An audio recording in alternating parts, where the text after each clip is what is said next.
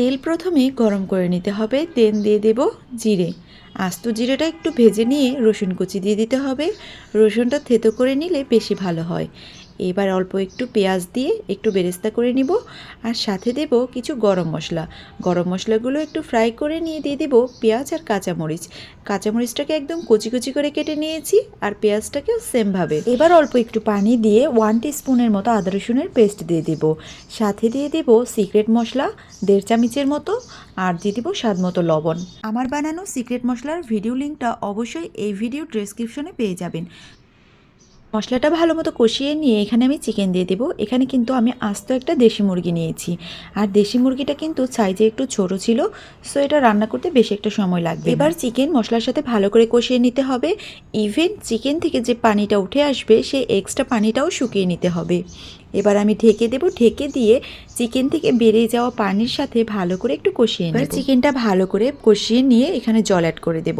আমি এখানে 1 কাপের মতো পানি দেব, আর সেই পানিটাতেই ভালো করে চিকেনটাকে কষিয়ে নেব। নতুন আলু দিয়ে দেশি মুরগির পাতলা ঝোল কার কার পছন্দ অবশ্যই কমেন্ট বক্সে জানাবেন। আজকের চিকেনটা খেতে কিন্তু অসাধারণ লেগেছে। মুরগি যেহেতু ছোট ছিল আর আলুগুলোও নতুন, তাই এগুলো একসাথেই আমি কষিয়ে নেব। না হলে আলুটা যদি আগে দিতাম তাহলে আলুটা গলে যেত। শীতের দিনে কিন্তু এরকম মুরগির মাংস দিয়ে চিতই পিঠা খেতে খুব মজা লাগে।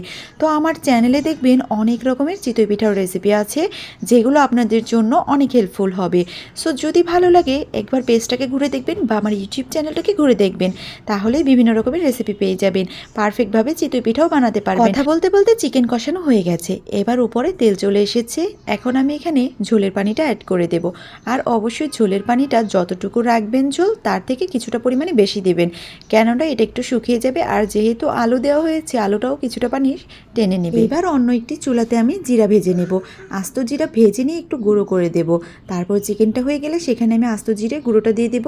আর অবশ্যই যখন রান্না করবেন তখনই জিরে ভেজে তারপর দেওয়ার চেষ্টা করবেন। ইনস্ট্যান্ট ভেজে জিরে গুঁড়োটা দিতে এই জন্যই বলছি, কেননা এটার স্ট্রং একটা ফ্লেভার আছে, যেই ফ্লেভারটা আপনি শুধুমাত্র একদম টাটকাটা থেকেই পাবেন। যদি আগে থেকে গুঁড়ো করে রাখেন, ওইটা থেকে কিন্তু ভালো একটা ফ্লেভার আসে না। তো আপনার হাতে যদি সময় থাকে তাহলে এই কাজটা কিন্তু রান্না করার সময় করবেন, তাহলে দেখবেন ভালো একটা রেজাল্ট পাবেন। বাই দ্য ওয়ে, রান্নাটা কমপ্লিট হয়ে গেছে। এই হলো চিকেনের ফাইনাল লুক। সো কেমন হয়েছে অবশ্যই কমেন্ট বক্সে জানাবেন। যদি ভালো লেগে থাকে লাইক আর শেয়ার করে দেবেন। সো ভালো থাকবেন সবাই। আসসালামু আলাইকুম and thanks for watching my video.